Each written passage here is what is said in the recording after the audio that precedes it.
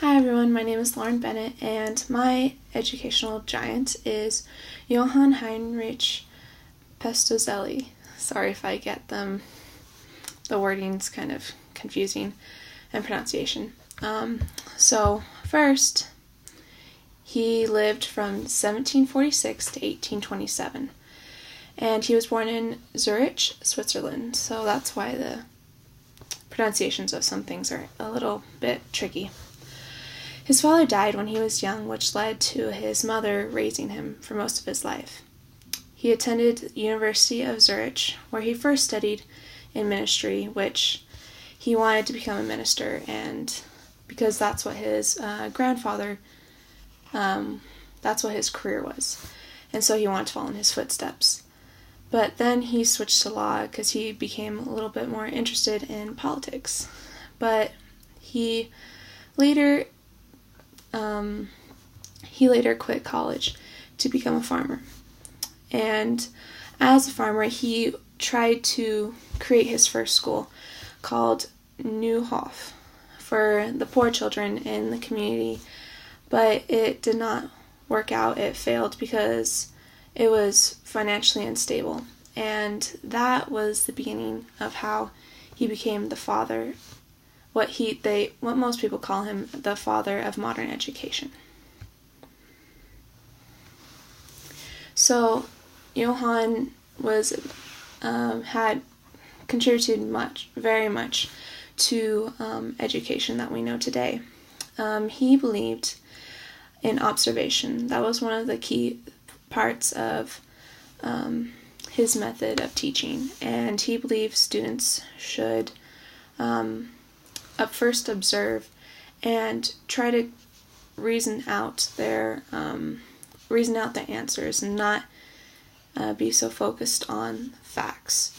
They need to analyze and work things out on their own instead of being told this is all what you need to know and this is all right, instead of how about you try to figure out what the answer is. He also really believed in the worth of a person or student, and that really changed the way the student and teacher interactions. He also believed in adjusting teaching methods to the children's stages of development, like elementary school that we have today as for that certain age group, and high school back then, which was just minor education and secondary education, and also university. But also can be applied to teaching, teaching to each student's own development. Each student has their own way of learning, and that's whatever way works best for them and whatever stage in life they are, because some might be extra smart while others are still trying to catch up with those really smart kids. He also believed the purpose of education is to ensure the development of the student's unique abilities.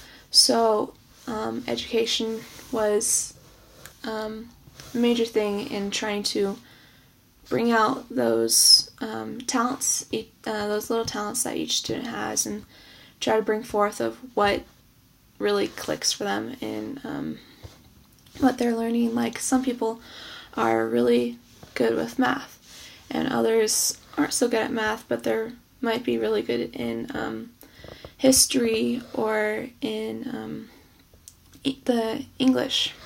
And so that's what he also believed in. He also believed that children learn best in a loving and free atmosphere.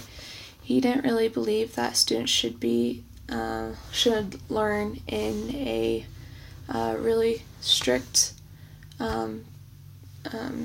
not inviting atmosphere, when the atmosphere is more welcoming and loving and free to have their own way of learning, it really opens up children, and they can learn a lot easier. He also, as I said earlier, believed that it is best to learn by doing instead of memorizing.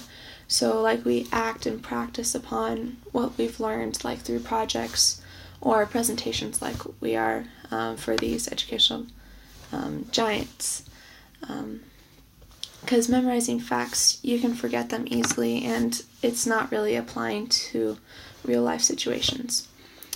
He also, like I said earlier, believed in observation, but the word that he used was Anstrügung.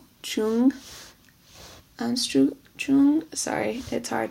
It's a German word which means perception or observation, and that's the terminology that he used. He also wrote Leonhard und Gertrude in 1787, which means the philosophy of my book. And that's one of the ones that he wrote about his philosophies. In today's society, he is, as you might imagine, he is a major factor in how we have education today. At first, right after he died, his books were not read a lot, and his methods weren't put into practice until many, many years later. He was also one of the first people to coin childhood, and he believed children should have a childhood and be in loving environments. He said the importance of equality in teaching and receiving an education. So he believes that everyone should have the opportunity to learn and have the same opportunity to learn as much as they can. Also today and today students are taught in a loving and caring environment, which really helps them to learn. He also taught the importance of acting on learning, not just memorizing, which we have today with projects, like I said earlier, and also observation, and we have that especially in sciences today and with scientific method, and that's the main thing about it. He also said helped establish the need for careful teacher training, which was what most of us are trying to do, trying to become trained to become really amazing teachers. And he also believed that education is the training of intellectual, physical, and moral development of the individual, and that is definitely seen today. And personally,